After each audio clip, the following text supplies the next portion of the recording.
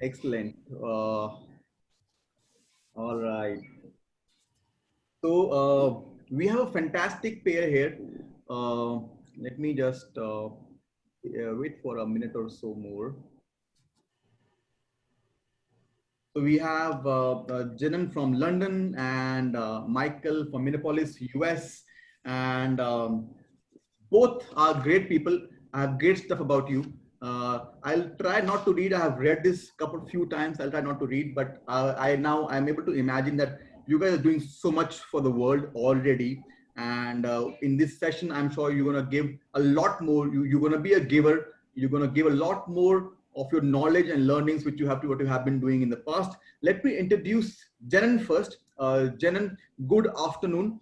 Janan Afternoon. Janan is a founder and creative director of Cocorose London. She makes shoes, and Michael makes socks. So perfect pair here. Great pairing. Perfect panel here. So Janan invented foldable shoes for women. So I'm sure Janan was herself was suffering from high heels, and she thought, how can I fold these shoes and put the heel in my pocket? Janan's shoes are being loved by a lot of people and celebrities. To name a few, Pippa Middleton and Helen Mirren. Janan was among the four entrepreneurs who went to Milan Expo with David Cameron, their president, their prime minister, to help British businesses to basically champion British businesses. So David Cameron, the prime minister of UK, chose Janan out of so many people out there doing stuff in UK to accompany him in an expo in Milan in Italy. That's great, Janan.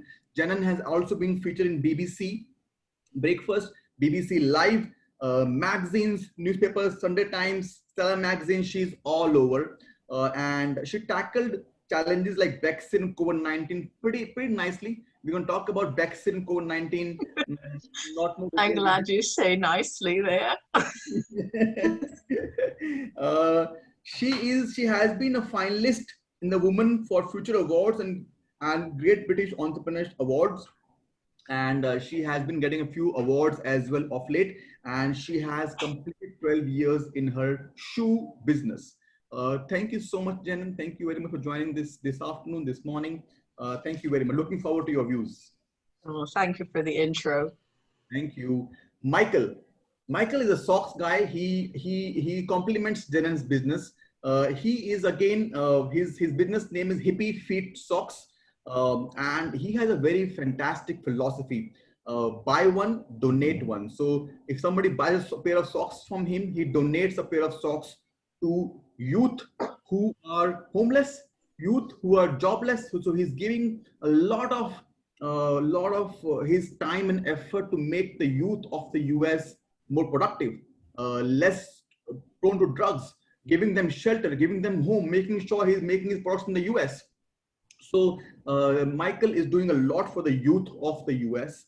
I hope they do not get into drugs and they follow your path, Michael.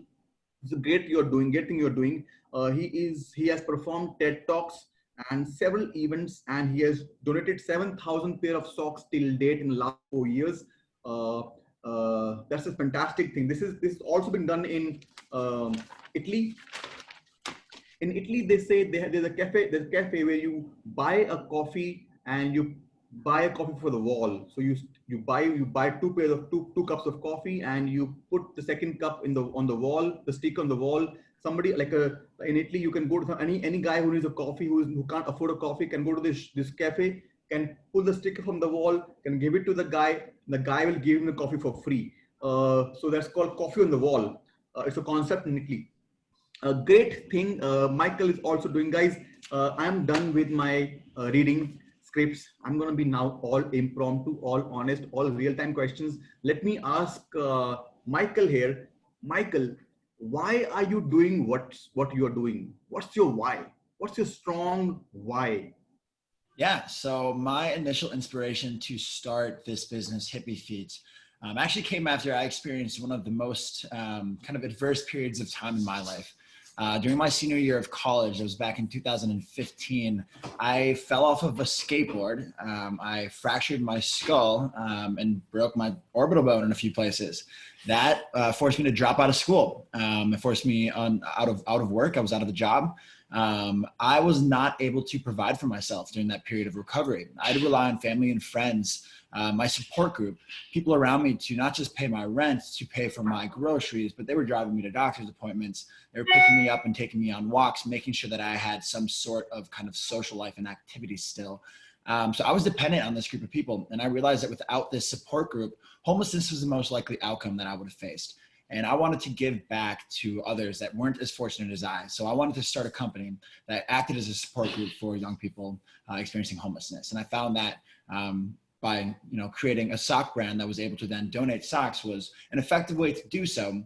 But to kind of correct your initial introduction, Hippy Feet launched on a 1-for-1 donation model. But in 2018, after donating 20,000 pairs of socks, my business partner and I looked at each other and we asked ourselves a really, really hard question. We asked, are we creating a fundamental difference within the lives of the homeless community? And we couldn't answer that question with a yes. While socks were a really needed item at homeless shelters, donating somebody a pair of socks didn't change their situation. That's what we wanted to do. So that is why we transitioned our model in 2018 to be a company that provides employment to homeless youth.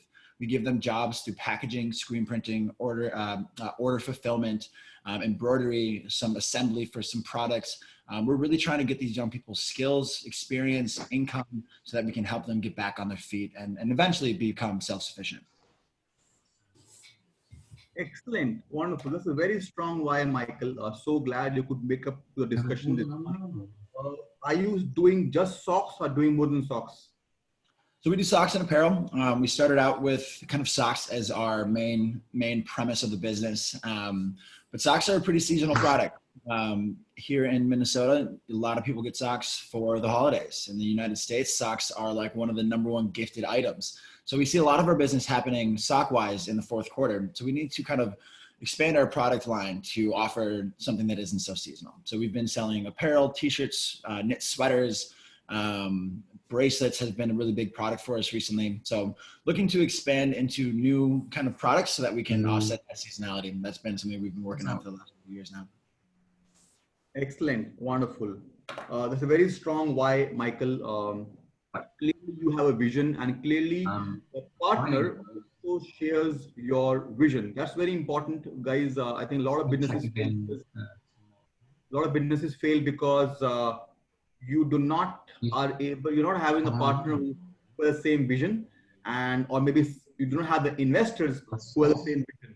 Michael, two quick questions. Are you funded? We have actually bootstrapped it since we first funded. So I pitched my business to a competition early in 2016. I was able to secure $27,000 of seed funding. But since then, we have bootstrapped it all the way. We are looking to raise here in 2021 to kind of accelerate, but we've been able to run it off of cash flow successfully since 2016. Sure. What about the platform do you use? Which platform do you use to sell online? Shopify. That is our go-to. Particularly the goal. Wonderful. Thank you so much, Michael. Thank you for the quick introduction and setting the context, your background right. Thank you very much for coming over. Janan,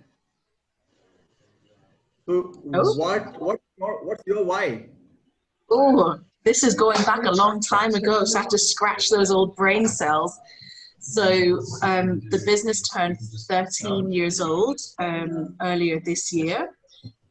So I have to think back quite a long time in terms of why I did this. And essentially, it was very much about wanting to combine my love of fashion and shoes, but in terms of creating something that was really comfortable. So, I was a young, early 20s, working in London, big city, kind of like on the run all the time. No worries.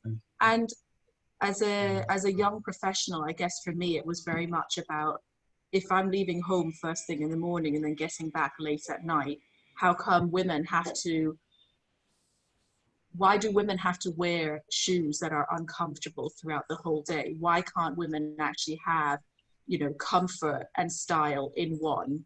And it was, I mean, this is going back like pre-social media days in terms of like the whole pre, you know, all the sort of Me Too and all of that. And it was about, for me, it was very much about trying to create something that women felt comfortable in. So it wasn't more just from a physical side, but it was also it was a confidence side as well. So confidence in terms of feeling comfortable, but also looking good as well. So trying to combine the two of those together. And I came up with this idea, I created this idea where it was this concept whereby we would be able to have a shoe that would fold. So whilst we weren't in the office or whilst we were commuting or out and about, we would be able to have a shoe that we could wear that would have the style, the comfort factors and all of that built in. And we could actually get on with our day. So as women were have been multitasking much more, it wasn't just about saying, oh, I've only got to do one thing today. No, this is about a whole lifestyle change, and it was about how we could embrace that. So it was a real start of like trying to embrace that new culture in terms of saying we need to make our lives a lot easier, and how are we going to be able to do this? So for me, it was about creating this concept whereby we would have a shoe that would fold, that would enable us to lead easier but still busy lifestyles. And so from there, it was very much because it was a completely new product, a new concept, it kind of really took off in terms of like a new category to the market as well. So, you know, we were able to go to a lot of the overseas trade shows and basically tap into the different markets internationally in that way as well, or through those trade shows. Excellent. Wonderful. Janan, thank you very much. You two are doing great work in your country. Has the Brexit happened already? Is like all done, clean? We are sure, not sure? What's happening? I don't know. No. It's ongoing, and it has been ongoing for what, 3 years now? Is it 3 years, 4 years, maybe? A long time. And it's been a nightmare. I think for businesses, you know, I think the whole uncertainty in terms of what are we doing? Are we actually going to get a trade deal, for example, with the US, or are we going to have a trade deal with the EU? We still don't know. The other thing that was absolutely horrible for businesses, the pound, the currency exchange, it just went through the floor. So, you know, from the pound sterling point of view, it wasn't great for international trade in that sense. So yeah, it's just been dragging its feet. And I feel like this year with the whole COVID thing that has come along, Brexit has kind of been pushed underneath a little bit. Great for the government, isn't it? But yeah, so it's still ongoing and it hasn't come to an end yet. And I believe, I don't know, is it the end of this year? I think it's supposed to happen. Who knows? But we're going through. We're kind of like still pushing on with everything. So we are in the middle of too many things. We are not certain whether COVID going to end, when, how, which month, when we're going to get the vaccine. We're not sure whether Brexit is going to come on. If COVID leaves us, whether Brexit will come and grab us again. So there are too many uncertainties in the UK. So Janan, what platform do you use for selling stuff online? So we're on Shopify at the moment. We were on Magento for, I don't know, for a very long time. And then I think it was this year that we just re-platformed everything to Shopify. Why? A number of reasons, but we were on Magento 1.9, and basically that was coming to a close in terms of everyone needed to move to 2. But also I think from our side, it was about being able to have a bit more control over things as well. I think when you're with a platform like Magento, which is great in terms of from an e-commerce side, but you really, really need a developer to do a lot of the work for you. You know, I'm not a techie, we're not techies in here. So for us to be able to have something that was much more user-friendly, like Shopify, that we could just go on and change things as and when we wanted, it just made much more sense. And also the fact that we wanted to be able to, we wanted to change a little bit quicker, rather than having to wait for a developer to come, you know, to help us with it. It's just a lot more user-friendly and lets you be a lot more flexible. Excellent. So guys, to all our viewers, if you are on Magento 1.x, 1.5, 6, 7, 8, 9, you might want to consider moving on to Shopify. It's much more flexible as per Janan, and you can do a lot more. You would not need a full-time developer. You can do a lot with Shopify. And is it inexpensive as well, Janan, Shopify compared to Magento? Well, I think I think it's really difficult to say in terms of it depends how much work you want done on with Magento. So, you know, what we found, we were always outsourcing loads of development work. Whereas with Shopify, you could easily do little tweaks yourself. I mean, if there is a big project on, then we would get a developer to help us with it, as what we've got going on at the moment. But, you know, in the short run, in overall, I think it's a lot more cost effective in that sense to run a Shopify site than Magento. But then again, you know, it depends on your business as well. So I think if you're a product-based business, Shopify is great. But if you have something that's quite complex, then I think Magento is great because you can literally just build it from scratch. So I think you know, you have to look at the business and you have to weigh up like what's going to be feasible for you. Great, excellent. That's an excellent piece of advice, Janan. Thank you very much. Michael, how have been the last 6 months for your business? You know, starting back in March, that was one of our worst months on record. It was a really, really scary time. That was right when we had the travel ban kind of put into place here in the United States. And March was awful. It was not a fun month to be an entrepreneur, that is for sure. But we kind of took a look at what we had planned for the year, had to scrap some of it, and had to make a couple changes, a couple pivots. Fortunately, we were able to kind of make some quick decisions that ultimately led to increased revenue. We had a bad March, but have done the best months ever since, kind of month after month. So we have seen a lot of growth in the last 6 months, all of it coming from our e-commerce sales. Retail has been a surprisingly large new revenue stream for us this year. And then we have a B2B custom stock business that has kind of been staying steady for us as well. The custom stock side of things, we lost about 12 accounts back in March. We've gained about half of them back since then, and then some new ones on top of that. So that's probably been the slowest part of our business, which historically this time of year, it's the strongest part of our business. So we had to kind of shift some things around and really focus on e-commerce. I mean, there are a lot of people at home right now, a lot of people that are on their phones or on their laptops, always in front of a screen. They don't necessarily feel as chaotic because they're not going into the office.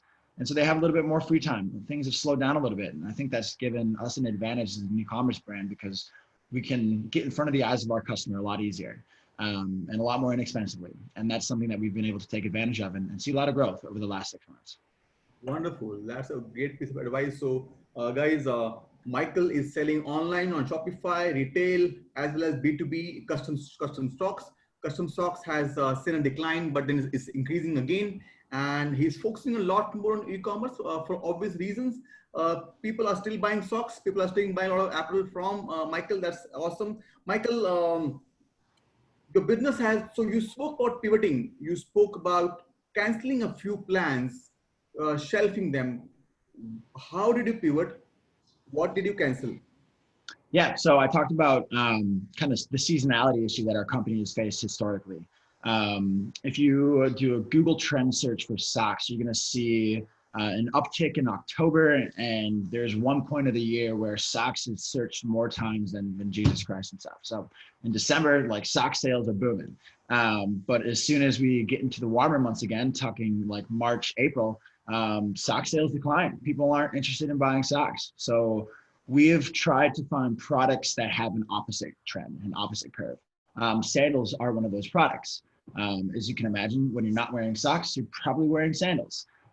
So we were planning on creating some sandals, some kind of court footbed, kind of Birkenstock style leather sandals that we're going to have an assembly piece, an assembly component that is employing homeless young people. That was our grand vision for this year. We did not feel confident in taking that risk, knowing it was a new product. Granted, it was footwear. It wasn't too far off from our traditional base here. But we didn't want to take the risk. That was a product that would have cost thousands and thousands of dollars in inventory. There were turnaround issues. This would have been the one product that we would have had to source from outside of the United States. We were looking to source in Portugal. Portugal got hit with the COVID-19 pandemic a lot sooner than the United States did. So the manufacturing that we had set up over there got shut down. So we just ran into a bunch of issues, and we were like, we are not going to try and make this work this year. We're just going to kick it down to 2021.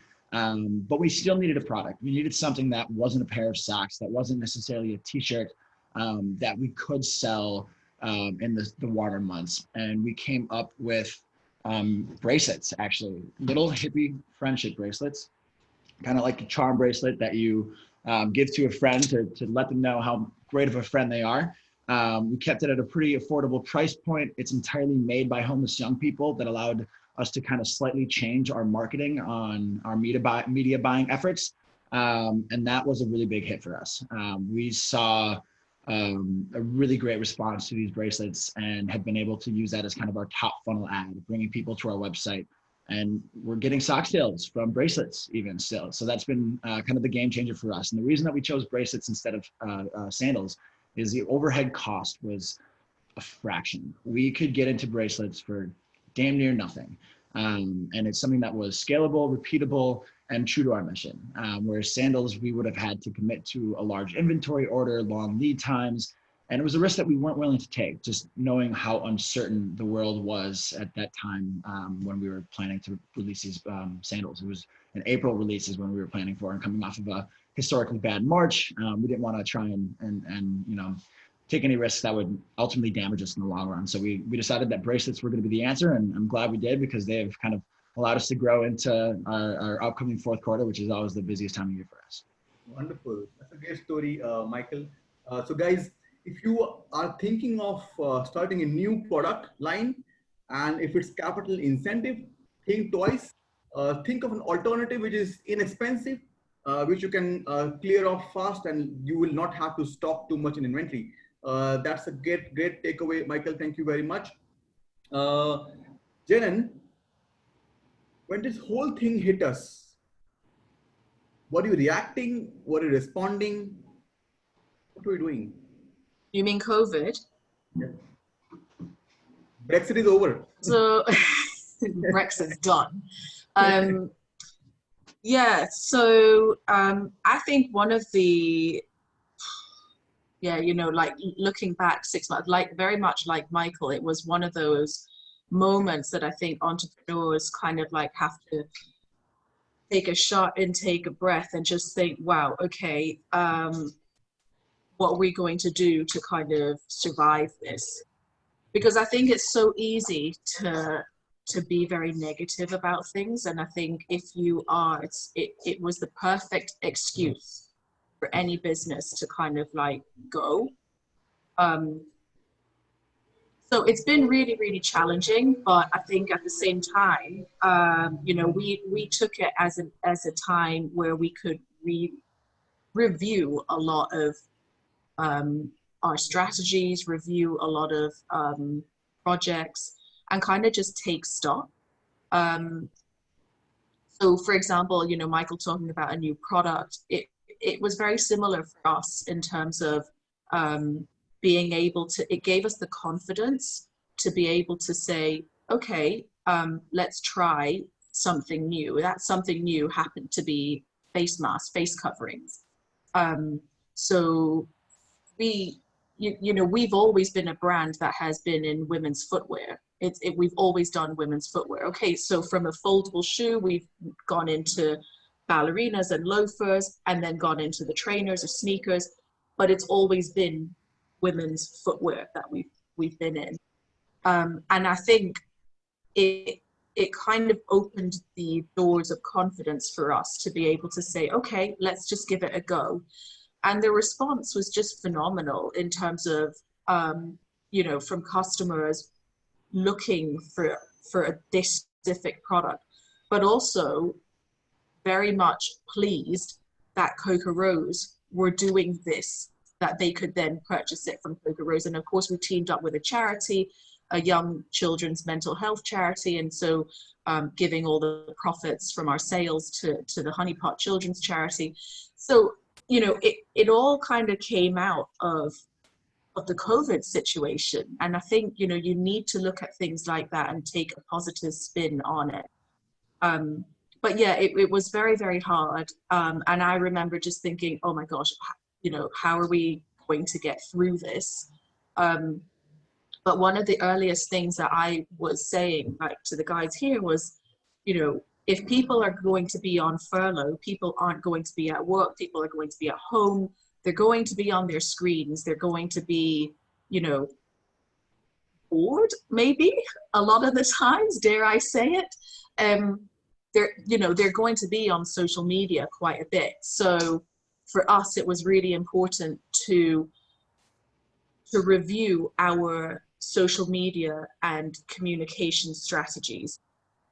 And when I say this, what I mean by this is not from a sell point of view, but from a more emotional support network point of view. So really, really early on, before it kind of like really hit the shelves or really hit everywhere, I remember having a chat with the team here, and we were talking about how we could reach out to our customers more. Sorry, how that fly caught in, I don't know. But it was about saying, right, how can we provide a platform for our customers to connect with each other emotionally? So, we came up with a few different ideas. Like, one of the things was a blog topic about in your shoes. So it was about highlighting or like putting the spotlight on different customers and getting them to share what their feelings were going through this whole thing. And what was so interesting is that people were very open about their fears, their anxieties, because everyone was in the same boat. And so, from a communication point of view, we connected a lot more and a lot deeper with customers. We found that our open rates, for example, were almost double what they would normally be. And very early on, I took the decision to say, our newsletters, our communication, it's going to be a lot more personal now. So, I'm going to head that, I'm going to do that, and I'm going to put myself on that. So it was very much like taking that and trying to connect more with our customers in that sense. And that's continued. So it's been really difficult, but at the same time, it's been really positive because we've been able to look at things in a different light. And again, like Michael, take a different product and then actually do a product expansion. So, you're offering a different type of product, which is also interesting because then you attract a different customer base as well. So yeah, a lot of learnings out of the COVID months. And we're all still learning, but yeah, it's been really interesting. Correct, absolutely. So guys, the takeaways from this question is this: you have to pivot. You can't invest a lot of money because you're uncertain. So invest in masks or bracelets, which are inexpensive, so you can make them in masses, get a new set of customers. Even so, Janan was primarily focusing on shoes for women in the last 13 years, but then that was a bold step to not do shoes and do something else. Are these masks also for women or for everybody? They're for predominantly women, but they're unisex. So yeah. Are you a feminist? No, I would not say that I'm a feminist. No. I'm just kidding. Thank you so much, Janan. Thank you very much. Michael, are you making Zuckerberg richer than he already is, or Larry Page richer than he already is? Unfortunately, yeah. I think he has created a platform that we all need to use. We can't get away from social media ads. We primarily advertise through Facebook and through Instagram. It's a platform that offers incredible feedback, some real-time data that you can look at and make informed decisions off of. And it's been the #1 driver of ROAS for us. So it's something that we will continue to advertise on his platform. Right. So ROAS is a term I learned approximately 100 days back, is return on ad spend. So return on ad spend, if you're spending $100 on ads, Michael, what's your X? You get orders worth $200, $500. What's your X? What's your X factor here? Yeah, so it varies, right? So in the springtime, when we are, working way too hard to sell a pair of socks, we'd rather sell bracelets. We have kind of been testing since March, pretty heavily on different types of content, different types of copy for our ads, really trying to understand, how we reach our customer in the most profitable way. We are averaging about a 2 to 2.5 ROAS on our kind of bracelet ad set. That's something that we are actually going to keep as a top funnel ad, but we are working on rolling out new ad sets, I think starting on Monday. So we're going to start testing those ad sets on Monday. Those are going to be all in video format. Video has been the king of the social media ad space. And it's something where we are aiming to get at least a 4x ROAS. 3x would be better than what we're doing now, but if we can go for 4, I think that puts us in a really good position this holiday season to really kind of, capitalize on all the attention that is on social media and on people's screens. The ad set that we are going to be testing is based around the concept of authenticity and customer feedback. We have been able to kind of tap into some experts in the media buying space, and everything that we've learned about what's working on Facebook and Instagram right now is a lot about unboxing videos. It's a lot about customer testimonials, getting real people to talk about how much they love your products, how much they love your brand. Authenticity is something that's really difficult to manufacture, but I do believe it's possible. And we are working on manufacturing an ad that speaks to how much our customers actually love our products and actually want to support our mission. And that's something that we'll be testing, like I said, next week. And we're hoping that we can aim for about a 4 ROAS. Wonderful, wonderful. That's a great takeaway from Michael. 2 to 4x is something which you can expect. You should aim for 4x. I think Facebook is providing a lot more sophisticated, but it's very complex way of advertising. You can zero down on a very specific set of people to for your ads to. Google is more comfortable. Michael, one question to you, primarily because people, let's say, if somebody is making a revenue of $100,000 a month, what should be his ad budget? How much should he be spending on ads? What percentage of your revenue should be spent on ads? I mean, if you're talking specifically just like an e-commerce brand, you gotta look at what your customer acquisition cost is. That really is going to tell you how much you can afford to spend on ads. One thing that we've kind of learned while working in this space is you need a customer purchase or an average customer order value of about $25 to $30 at the minimum. If you don't have that, you aren't going to be able to spend.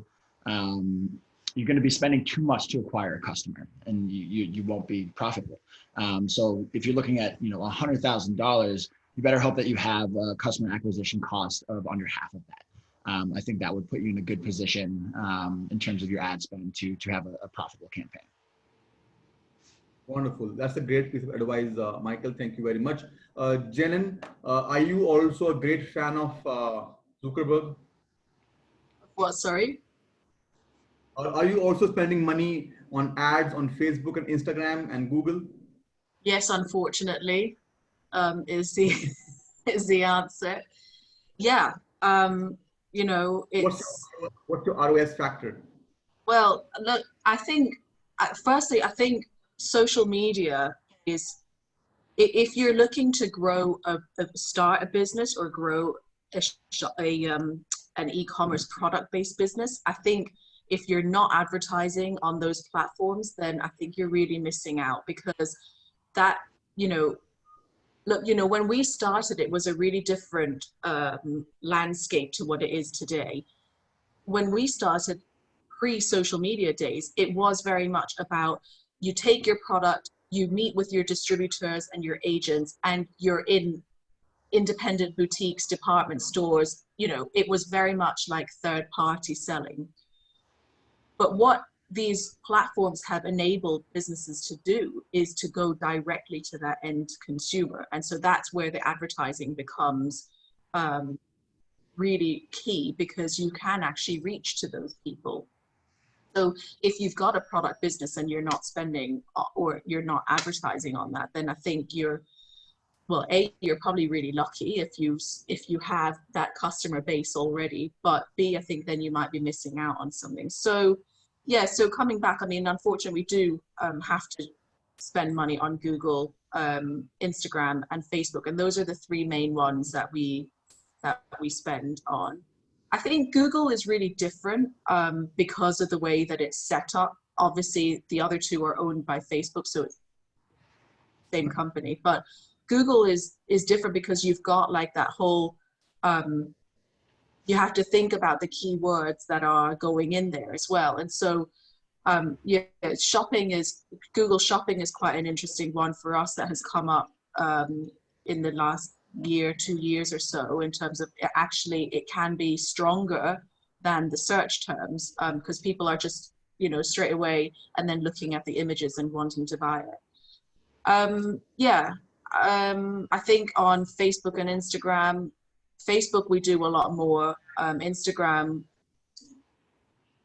yeah, I think it has a lot to do with the customer as well. So where are your customers? Are they mainly on Instagram, or are they on Facebook, or are they on both? Well, what do they engage with? We find that there's a lot more engagement on Facebook, so we would tend to spend more money there. That just seems to be a bigger driving force for us.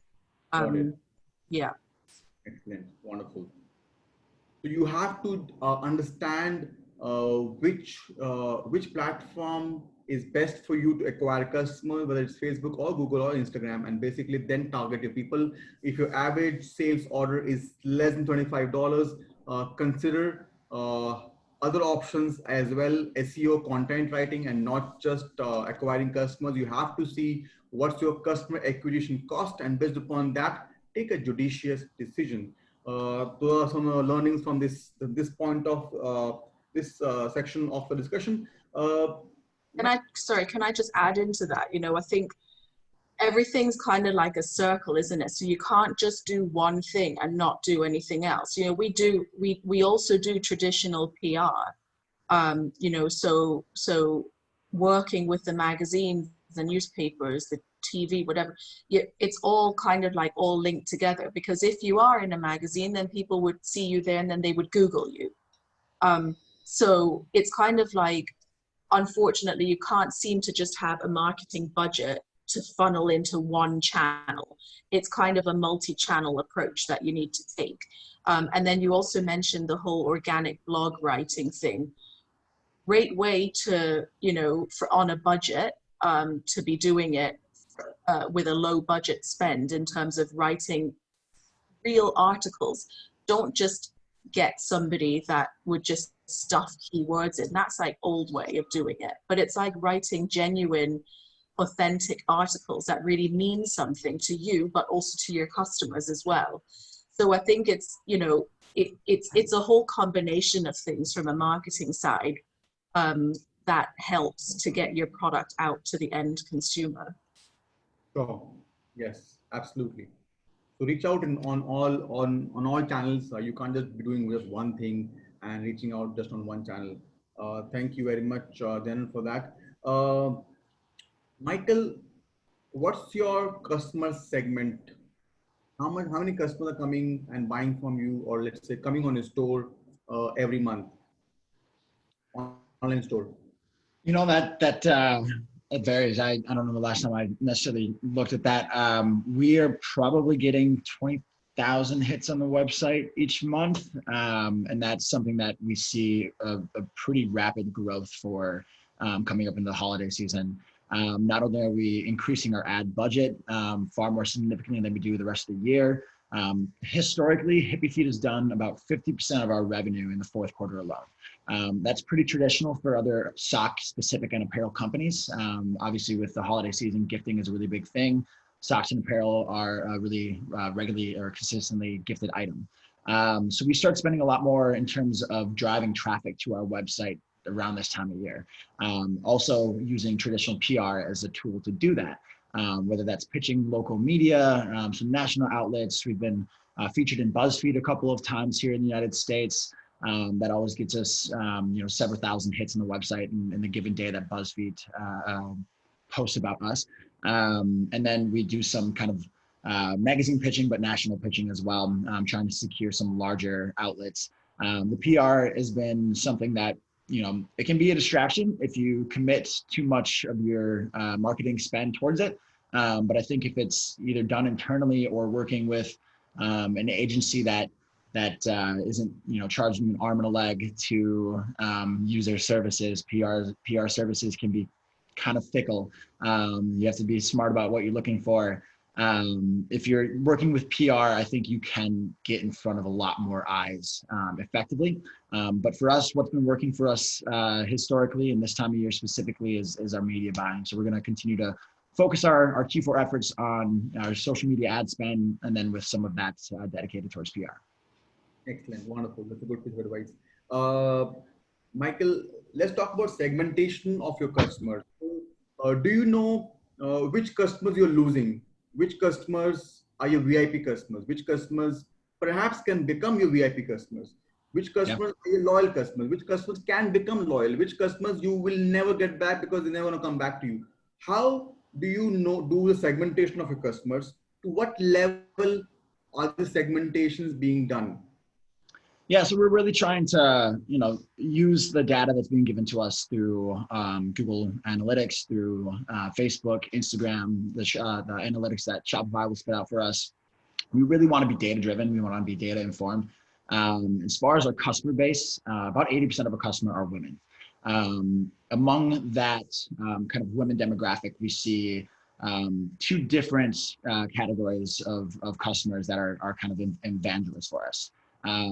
Mostly that is women 18 to about 30 years old, some young millennial Gen Z type individuals that are really wanting to support our mission.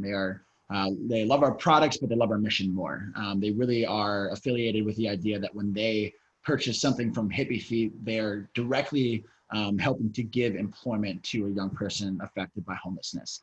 That's what is driving the majority of our purchases. This time of year specifically, we do see a big rise in purchases from women of the age 54 to 60. So older women that are oftentimes buying these products as gifts. They are women that are a little bit of a higher income. So they have a bigger budget to spend around the holidays. And we see a much higher purchase value from these women as well, this older demographic that we do with the kind of Gen Z millennial aged customer. Obviously, they don't have the amount of free cash that somebody who's a little bit more established does, but they're here to support the mission, whereas you see the older demographic really coming in to buy gifts for others and much larger purchases coming out of that segmentation. Wonderful. Do you know which customers you're about to lose? Which customers might never come back and shop from you? Do you know them? That's something that we haven't necessarily gotten our hands around yet. Retention is something that we are really trying to push for. We see about 20% repeat purchases right now, and that's a number that we really want to drive up. I think we can get it into the 30-35% range easily, and I think that that's a part of our business that we really need to focus on. Our retargeting ads that we are going to be testing up in this next week or two here really are going to tell us, how much more or how many more customers can we retain. So that's going to be a really kind of big challenge for us, is trying to learn, what are our retention techniques, what are the strategies that we're going to put into place to make sure that we are keeping customers We don't necessarily get a lot of negative feedback from our customers. Our products kind of speak for themselves. And so that's something that we do have as a benefit. But in terms of customers that we know that we're going to lose, we don't necessarily have a firm grip as to how to determine that. That's something that we're going to continue to work on. Wonderful. Thank you very much for that, Michael. Makes a lot of sense. Janan, one question to you. Key performance indicators. Every business has some KPIs, which tells us whether my business is doing well or not, what is my business health score. As an e-commerce company, if you're selling things online, which parameters should one monitor? Which key performance indicators one should monitor to determine the health of the business? Yeah, great question, because I think, especially now, you know, with e-commerce being a bigger part of the business, it's something that we've been really focusing on for the last number of years as well. So we spoke about it earlier, customer acquisition, that's a big one in terms of like, how much are you actually spending to gain a customer? And then coupled with that, then it would be a case of, well, how much are they spending? So what's the average order value? Because if you're spending more and to get them, then it's kind of like, well, okay, that's not really working. But then also it's that repeat purchase. So looking at, okay, so maybe you spend X amount to get them, but then they've come back again. How have they come back? So have they come back organically? Have they come back? So suddenly your, let's call it your advertising spend could halve in that case. So that repeat purchase is quite a big indicator for us as well to look at.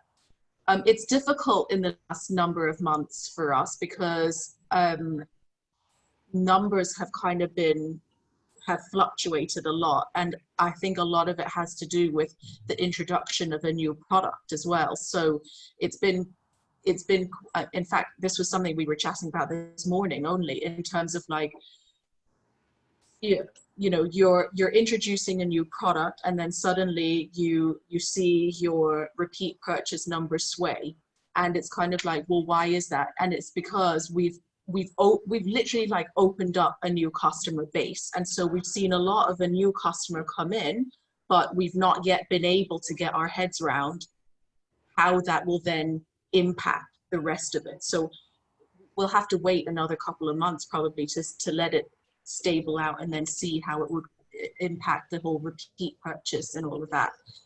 What else do we look at? Traffic to the website. So number of customers that come to the website or hits to the site, as Michael mentioned earlier. Yeah, and then basically just that spend, advertising spend, the ROAS on that. And I think that's a really big one in terms of like number of, you know, in terms of, you can really get carried away with that as well in terms of, okay, so we're spending this, but we're spending X and we're driving this. And I think it's something you kind of really need to drill down to kind of get a fundamental look on. And the other thing, of course, is bounce rate. So I think, you know, we can be very, what's the word that I'm looking for? It can be like, oh, wow, we've had like 100,000 hits to the site. But if 50% are bouncing, what's the point? So I think bounce rate is a massive one to be looking at in terms of actually trying to drill down and see, well, how are they bouncing? Why are they bouncing? Where are they bouncing? And then maybe you can try and find ways to fix things like that. Other KPIs, add to cart, number of add to carts, the percentages of people adding to the cart and then dropping out. So your abandoned cart rate. Paid versus non-paid traffic. So sorry, paid versus organic traffic to the site. Sorry, I'm just like throwing things out at you now. So as you can see, there's a lot of information that I think you can glean from the Google Analytics or from all these tools that we have available. But you spoke about segmentation earlier, and I think that's one of the areas that we still have a lot of work to do around in terms of like trying to understand like drop-off rates, or are they going to return? Are they dead? All of that. So yeah, we've got a lot of work to do around segmentation still, but we try and look at all of those numbers to help us with e-commerce.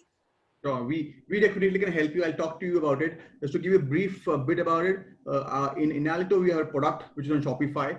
We got 5-star reviews on that. So we do a lot of segmentation. We can tell you which customers you're about to lose, which customers never gonna come back, which customer, now what can you do to stop them? Which are your loyal customers? Which customers can become loyal? Which products, then again, segmentation on products as well. Which are your VIP products? Which are your loyal products? Which products you should just take out of your store and not have them in your inventory? And then a lot of, so you spoke about then all of the segmentation that we can do easily from our Enalito app, which is on Shopify. I'll give you a link. It's actually free. 45 days is free for speakers because we are also want to give back to people who are spending 1 hour with us. So 45 days is free for you. I'll send you a link after the email. Also, what it does is we can do email campaigns from Enalito to thousands of people. You can do email campaigns, personalized email campaigns, and then we spoke about KPIs. So you listed a lot of KPIs here: average order value you should monitor. You should monitor repeat purchase rate, cart abandonment, traffic on your website, ad spend, bounce rate. Enalito can analyze over 100+ KPIs and will give you a business health score that, you know what, Janet, the moment you install Enalito on your site, it'll tell you your business health score is 67%. Because it has analyzed 100+ KPIs for you in the backend and will tell you why it is 67%, what areas you can fix, which areas you need to spend time on to fix those KPIs and what you can do about them, and then increase your health score to 70, 80, 90, 100%. So we'll give you a link because you have been fabulous and you guys have been such a giver. You are giving your knowledge away, so we must also give you something. Michael, one last question to you before we wrap up. How do you make your customers your fans? So customers come and go, clients stay a little longer with you, fans love you. So this journey from customers to fans, what do you do about it? How do you do it? Yeah, so I mean, step one is you gotta get a customer, right? Gotta get them within your network, get them under your umbrella. From there, we have kind of retention campaigns through social media buying. But I think the biggest way for us to take somebody who is a one-time purchaser and turn them into an evangelist for Hippy Feet is kind of to be authentic. Janan mentioned this earlier. Authentic communication, transparency, really showing them kind of behind the curtain, show them how you operate. For us, we're a mission-based business. We need to let them see how our mission works and actually inform them the impact that our mission has. Let them know that, you know, if they spend $1 with Hippy Feet, that dollar is going to ultimately end up in the pocket of a young person experiencing homelessness. We really need to tell that story. We are based in Minneapolis here, and we had an incident over Labor Day where George Floyd was murdered by police. That sparked a kind of global protests against police injustice and police violence. That was something that we are very passionate about, and we want to advocate for you know, people of color across the country and across the world, specifically because we are working with primarily people of color within the homeless community. So that was something that we found as a powerful tool for us to turn somebody into an evangelist. And it wasn't trying to sell. In fact, it was the opposite. It was saying, you know what, we are going to reserve space to lift up businesses owned by people of color in our community. We are going to reserve space to talk about some of the statistics behind police violence in this country. We're going to reserve space to not try and sell you a pair of socks, but to help educate you and to help inform you of what's going on and how Hippy Feet has taken a stance on this since our founding. We found that level of honesty, that level of commitment to our mission takes a traditional customer and turns them into a super fan.